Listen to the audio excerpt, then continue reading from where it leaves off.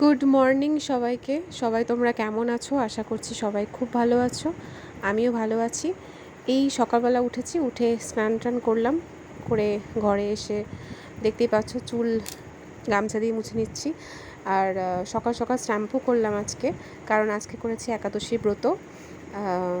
মা মারা যাওয়ার পর 1 বছর একাদশী করতে হবে, তো সেই জন্য আজকে করেছি একাদশী।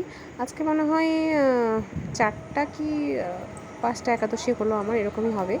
তো এই যে স্নান করে মায়ের পুজো হয়ে গেছিলো, তাও আমি একটু ফুল তুলে নিয়ে একটু তুলসীতলায় একটু ফুল জল দিয়ে দিলাম, কারণ স্নান করে একটু ঠাকুরকে জল ফুল ধূপকাঠি না দেখালে যেন শান্তি লাগে না মনে। তো সেই জন্য এখানে এসে আমি একটু ঠাকুরের পুজো করে নিচ্ছিলাম তুলসীতলায় এসে। আর এই যে গাছের সামনেই ফুল, গাছের মধ্যেই ফুল তুলে গাছ থেকে ফুল নিয়ে তুলসীতলার পাশেই সব ফুল গাছ লাগানো আছে, সেখান থেকে ফুল তুলে নিয়ে দিলাম ঠাকুরের পায়ে। আর এই যে ধূপকাঠি দেখিয়ে ঠাকুরের পুজো করে নিলাম। এরপরে অনেক কাজ সকালে উঠে, মেয়েকে এখনও কিছু করিনি, মেয়ে এখনও ঘুম থেকে ওঠেনি। এখন ওর পিছনে লাগতে হবে, আমাকে ওর পিছনে পড়তে হবে। তো এই যে ঘরে এসে দেখি মেয়ে উঠে গেছে, তো তারপরে এখন মেয়ের জন্য রান্না করতে হবে। দেখো আমি ঘড়ি দেখছি যে কত বেলা হয়ে গেছে, 9টা বেজে গেছে। আমার গলার অবস্থা খুবই খারাপ, তোমরা হয়তো শুনেই বুঝতে পারছো, কিন্তু তা সত্ত্বেও শরীরটাও ভালো লাগছে না। সকাল থেকে বসেই ছিলাম, এখন আর বসে থাকলে হবে না, এখন মেয়ের জন্য খাবার করতে হবে, কারণ অনেকটা সময় হয়ে গেছে। তো চলো দেখো কী কী হয়, সাথে থেকো। আর এই যে রান্নাঘরে চলে আসলাম, মেয়ের খাবার করে মেয়েকে খাইয়ে দিয়েছি। আর এখন চা করব, চা করে একটু চা খাবো, মাথাটা খুবই ধরেছে সর্দির জন্য। তারপরে এই যে চা নিয়ে ঘরে এলাম, আর মামিও চলে এসেছে রান্না করতে, কিন্তু আজকে রান্না নেই বললেই চলে, শুধু মেয়ের জন্য একটু রান্না করতে হলো। তো সেই জন্য মামিকে বললাম যে আমার কয়েকটা চুড়িদার আছে, আমি সময় পাচ্ছি না একটু আয়রন করার জন্য, তো তুমি একটু আয়রন করে দাও। মামি না বেশ ভালো আয়রন করতে পারে জানো তো, মানে আর এত ভালো নিজের মতো সব করেও দেয়। তারপরে রেস্ট নিলাম দুপুরে। নামার পরে এই যে হঠাৎ করে বরমশাই প্ল্যান করলো যে চলো একটু ঘুরে আসি। আমি বললাম যে আজকে উপবাস করে আছি, আজ আর বেরোতে ইচ্ছা করছে না। তো বললো চলো না একটু ঘুরে আসবো পাশে কোথাও থেকে। তো আমি বললাম তাহলে চলো ঘুরে আসি। আর এই যে দেখো 2 যুগলে রেডি হয়ে নিয়েছি, রেডি হয়ে এখন বেরোবো। টোটোতে করে বেরিয়েও পড়েছি। বেরিয়ে আমার সোনামা দেখো কত আনন্দ, মানে ওর বাবা বিশেষ করে ওর জন্যই বাইরে বেরোয়, ওর জন্যই প্ল্যানিং করে। আমি তো আছি, আমি ঘুরতে ভালোই বাসি, কিন্তু ওর জন্য বিশেষ করে আমাদের প্ল্যান আরও বেশি করে করা হয়, কারণ কি ও মানে এত মজা পায় না বাইরে বেরোলে, খুবই মজা পায়। আর ও ঘুরতে প্রচণ্ড ভালোবাসে, মানে ও আমাদের মতনই হয়েছে, ঘুরতে খুব ভালোবাসে। এই যে আমিও দেখো টোটোতে উঠে বসে পড়েছি। আর বাইরে আজকে খুব একটা নেই, কিন্তু গরম আছে প্রচণ্ড। তারপর দেখো এই যে মহারানী ঘুমিয়ে যাচ্ছে, কিন্তু টাচ করতে দেবে না, মানে ওকে ছুলেই ওর একটা বিরক্ত বোধ, ও ওকে ছুতেই দেবে না, ওর বাবাকেও না আমাকেও না, কিন্তু এদিকে ঘুমিয়ে যাচ্ছে। ভয়ও লাগছে, কি করব বুঝতেও পারছি না। তারপরে জোর করে কোলে নিয়েছিলাম, কারণ দেখো রাস্তা কখন টোটো থেকে কি হয় কিছুতেই হাত দিতে দেবে না। এদিকে যদি ধরতে দেয় তাহলে হয়, কিন্তু ধরতেও দেবে না, কিছুই না। দেখছো কীভাবে করে হাত ছুঁড়ে ফেলছে। তো খুব ভয় পাচ্ছিলাম, সেই জন্যই আর কি কোলে নিয়েছিলাম। তারপরে তো ও এই দেখো আবার মুচকি দেখছে, মানে ওর ঠাম ডাকছে আর ও দেখছে। হ্যাঁ, আর মানে পাশ দিয়ে গাড়ি যাচ্ছে তো ভয়ও লাগছিল। তারপরে এই যে পৌঁছে গিয়েছিলাম আমাদের গন্তব্যে, মানে ওখানে আমাদের পরিচিত একজন, সেখানে আমাদের একটু নিমন্ত্রণ ছিল, আমাদের বলবো না, আমার বরের শুধু ছিল।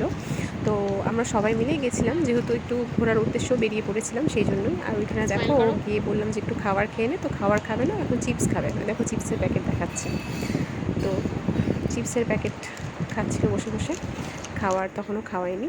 আর কার বাড়িতে এসেছি সেটা প্রশ্ন, সেটা হচ্ছে এই যে দেখো ওই যে দিদিভাই বসে আছে, সেই দিদিভাইয়ের বাড়িতে এসেছি। ওদের বাড়িতেই আমার বরের নেমন্তন্ন ছিল। এই যে বেরোনোর সময় দেখছি যে ওদের বাড়ির স্থলপদ্ম গাছে কি সুন্দর ফুল ফুটেছে, মানে আমাদের বাড়িতেও একটা স্থলপদ্ম গাছ আছে, কিন্তু গাছটা না যত্নের অভাবে বলবো না কি জানি না, জলের অভাবে গাছটা মরে গেছে, মানে কেমনই যেন হয়ে গেছে। তো আমার হঠাৎ করে চোখে পড়লো ওদের বাড়িতে স্থলপদ্মের ডাল, সেটা নাকি প্রথমে সাদা হয় ফুলটা, তারপরে নাকি গোলাপি হয়ে যায়। তো আমি বললাম তাহলে চলো একটা ডাল নিয়ে বাড়িতে যাই। তারপরে শেষমেশ যেটা দেখতে মানে যেই উদ্দেশ্যে যাওয়া সেটা হচ্ছে বাংলাদেশ বর্ডার, রাধিকাপুরের ওইখানে বাংলাদেশ বর্ডার। এই যে দেখো বাংলাদেশ, দেখতে পাচ্ছ তোমরা সবাই। আমি প্রথম গেলাম, মানে যারা হয়তো এর আগে গেছো তাদের কাছে সেরকম কোনো ব্যাপার না, কিন্তু আমি যেহেতু প্রথম, আমার কাছে এটা খুবই ভালো লেগেছে জায়গাটা। আর মানে এত সুন্দর এখানকার পরিবেশ না, সবুজ, চারিদিকে সবুজ, গাছগাছালায় ভর্তি, দেখে যেন মনে হচ্ছে যে মানে একটা সুন্দর পরিবেশে চলে আসলাম, মানে খুবই ভালো লাগছিল দেখে। আর আমার মেয়ে তো, ও তো সব জায়গাতেই মানে নিজের মতো করে সব জায়গাতেই ও এনজয় করে নেয়, তো খুবই ভালো লাগছিল। আর এই যে দেখো চারপাশটা তোমাদেরকে দেখাচ্ছিলাম, ওই দেখো বাংলাদেশ। আর আমরা হাসাহাসি করছিলাম যে আমরা কেমন মানে অদ্ভুত রকমভাবে দেখছি, তাই না? আর আমাদের দিকে সব ওইখানে লোকজন ছিল, সব আমাদের দিকে তাকিয়েছিল, মানে আমরা যে প্রথম গেছি ওরা দেখেই বুঝে যাচ্ছিলো।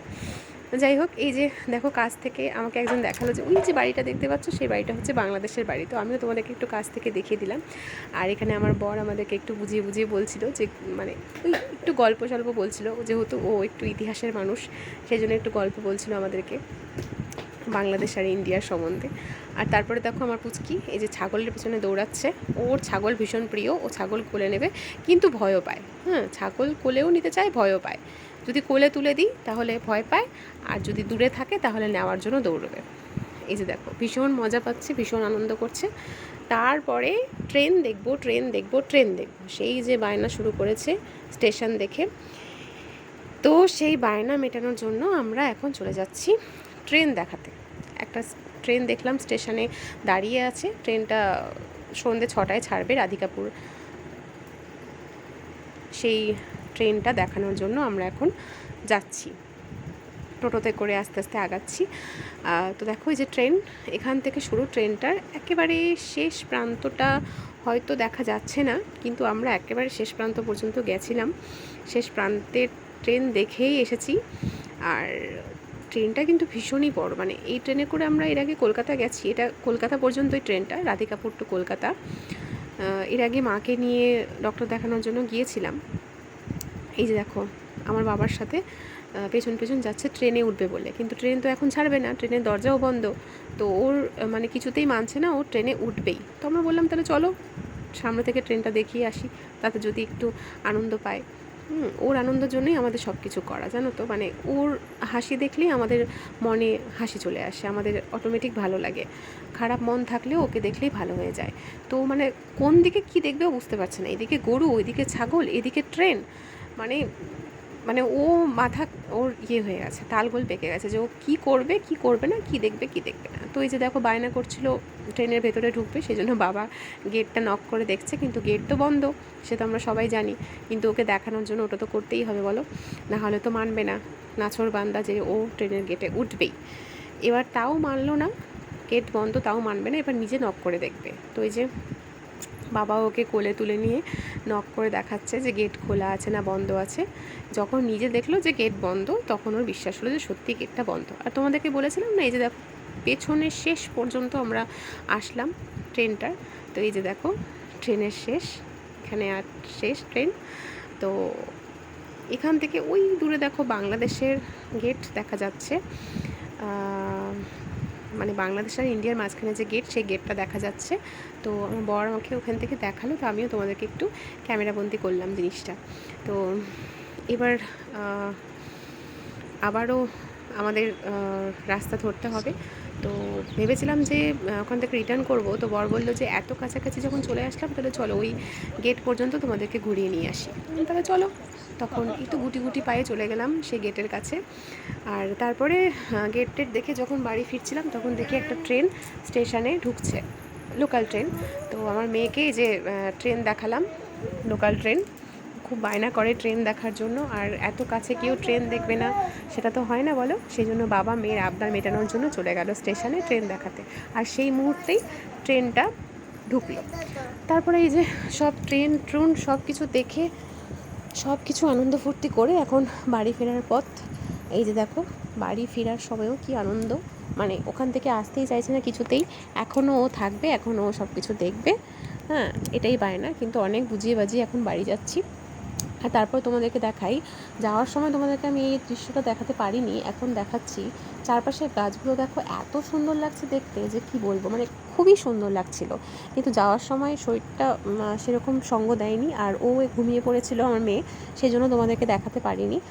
তাই এখন দেখাচ্ছি, দেখো কি সুন্দর চারপাশটা লাগছে না, মানে এত পুকুর ওদিকে, এত গাছে ভর্তি রাস্তাটা, খুব শান্ত, খুব স্নিগ্ধ পরিবেশ, মানে খুবই সুন্দর লাগছিল দেখে। তো এই যে এখন বাড়ি ফেরার পালা।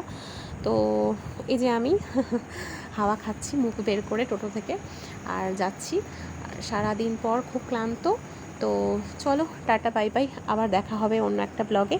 ততক্ষণ ভালো থেকো, সুস্থ থেকো সবাই, টাটা।